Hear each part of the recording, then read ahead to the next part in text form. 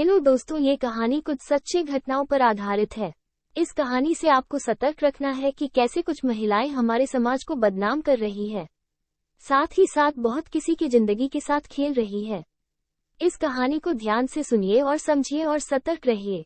ये कहानी है यूपी के गोंडा जिले की। एक दिन एक अजब गजब चोरी का मामला सामने आया। यहाँ एक नवविवाहिता अपने ससुराल वालों को नशीला पदार्थ खिलाकर घर में रखे नकदी और कीमती जेवर लेकर फरार हो गई।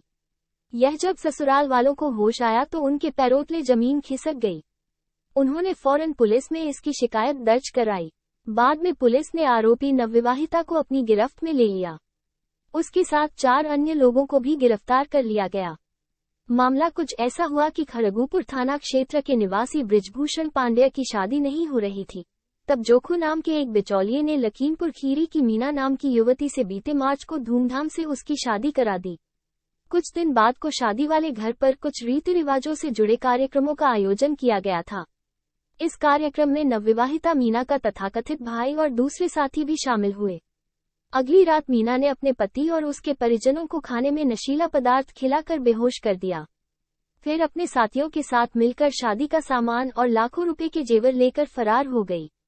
बाद में पुलिस ने लुटेरी दुल्हन समेत उसके साथियों को गिरफ्तार कर लिया। आरोपियों के पास लूटे गए लाखों रुपए के जेवरात, घर के सामान और 350 टैबलेट नशीली गोलियां व एक मोबाइल फोन बरामद हुआ।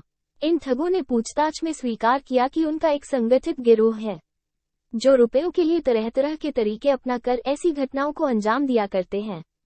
फरवरी में भी कानपुर पुलिस ने ऐसी ही एक लुटेरी दुल्हन को गिरफ्तार किया था। उसने पहले पति को तलाक दिए बिना 2 युवकों से शादी की और उन्हें लाखों की चपत लगा दी थी। शातिर महिला के शिकार हुए तीसरे पति ने महिला की असलियत जानने के बाद पुलिस से शिकायत की। यह महिला सरकारी नौकरी वालों को शिकार बनाती थी और फेसबुक पर दोस्ती का झांसा दे कर शिकार को फंसाती थी।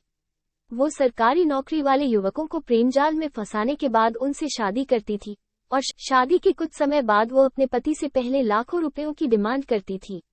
ऐसा ही उसने तीसरे पति शिवम के साथ किया, मगर शिवम ने आर्थिक स्थिति का हवाला देकर उसकी मांग पूरी करने से इनकार दिया। तब उस महिला, जिसका नाम संगीता था, ने स्पाई कैमरे से शिवम के अश्लील वीडियो बनाए और रेप में फंसाने की धमकी देने लगी। इससे शिवम डर गया। शिवम को पता चला कि संगीता पहले भी कुछ लोगों को शिकार बना चुकी है। उसने मामले की शिकायत पुलिस से की। जांच में सामने आया कि संगीता की पहली शादी 2017 में आनंद बाबू नामक शख्स से हुई थी। संगीता ने नपुंसक बताकर बिना तलाक के पति को छोड़ दिया था। उसके बाद से पैसों के लालच में वो सरकारी नौकरी पेशा लोगों को शिकार बनाने लगी। मई 2023 में जयपुर पुलिस ने भी दिल्ली से एक लुटेरी दुल्हन को गिरफ्तार किया था, जिसने जनवरी 2023 में शादी की थी। शादी के बदले में दूल्हे के परिवार से 3 लाख रुपए लिए गए थे। शादी के 1 हफ्ते बाद ही दुल्हन घर से गहने और 2 लाख रुपए लेकर फरार हो गई थी। पुलिस ने इस मामले में 2 लोगों को भी गिरफ्तार किया था, जिनका काम ही शादी के नाम पर लोगों को ठगना था। ठगी का एक सा ट्रेंड। इन सभी मामलों में ठगी का ट्रेंड लगभग एक जैसा रहा है। ठगों की पूरा गैंग होता है। इनमें पुरुष सदस्य बिचौलिए का काम करते हैं। वे ऐसे लड़कों का पता लगाते हैं जो शादी के लिए लड़की की तलाश कर रहे हैं। फिर गैंग के ही लोग परिवार के सदस्य बन दूल्हे के परिवार वालों से मिलते हैं। शादी से कुछ दिनों बाद खर्च के नाम पर दूल्हे के परिवार से पैसों की मांग की जाती है। कुछ दिनों बाद ही दुल्हन नकदी और जेवर अपने साथ लेकर फरार हो जाती है। कुछ मामलों में तो एक ही लड़की ने कई बार लुटेरी दुल्हन बन वारदात को अंजाम दिया है। कई बार शादी वाले दिन ही जेवर लेकर दुल्हन भाग जाती है। ऐसी ही कहानी एक्ट्रेस सोनम कपूर अभिनीत फिल्म डोली की डोली की थी, जो 23 जनवरी 2015 को रिलीज हुई थी।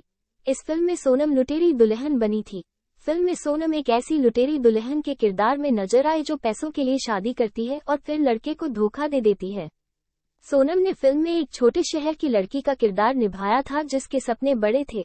कुछ समय बाद वो दिल्ली आ जाती है और यहीं से पैसों के लिए लड़कों को ठगते हुए लुटेरी दुल्हन बन जाती है। सतर्कता है जरूरी। शादी ब्याह ऐसा मामला है जिसमें 2 परिवार मिलते हैं। उनके बीच हमेशा के लिए एक रिश्ता बन जाता है। इस रिश्ते की डोर सोच समझ कर ही किसी के हाथों में देनी चाहिए। अचानक कभी इतने बड़े फैसले नहीं लेने चाहिए, खासकर जब सामने वाला परिवार आपका परिचित नहीं है। पहले उस परिवार के बारे में दूसरों से खोजखबर लीजिए। उस परिवार और लड़की को भलीभांति समझिए। जब तक सही इन्फॉर्मेशन न मिले, शादी करने की जल्दी मत कीजिए। धोखे से बचना है तो सतर्कता बहुत जरूरी है। कोशिश तो ये करनी चाहिए कि किसी परिचित घर से ही रिश्ता जोड़ें, या ऐसे परिवार से जिसे आपका कोई जानने वाला पहले से जानता हो। व्यक्ति को परखिए, उसके बाद ही शादी के लिए हाँ बोलिए।